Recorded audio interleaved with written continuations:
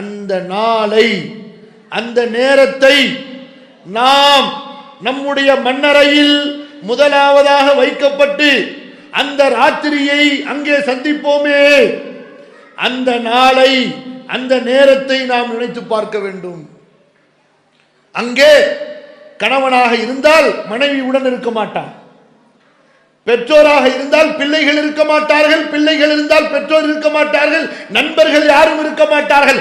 அதை விட வெறுச்சியான, அதை விட தனிமையான ஒரு வீடு கிடையாது. அது ஒவ்வொரு நாளைக்கு சொல்லுது, மனுஷனே நான் புழுக்கள் நிறைந்த வீடு, நான் வெறுச்சி நிறைந்த வீடு, நான் வெறுமை நிறைந்த வீடு. பயந்து இருந்துக்க. அல்லாஹ்வுடைய தூதர் ஸல்லல்லாஹு அலைஹி வஸல்லம் அவர்களுடைய நூற்றுக்கணக்கான ஹதீஸ்கள் நமக்கு அதை உணர்த்துகின்றன. யார் அந்த கபரை பயந்து வாழ்ந்தார்களோ, அதற்காக அமல் செய்து வாழ்ந்தார்களோ, அவர்கள் வெற்றியாளர்கள்.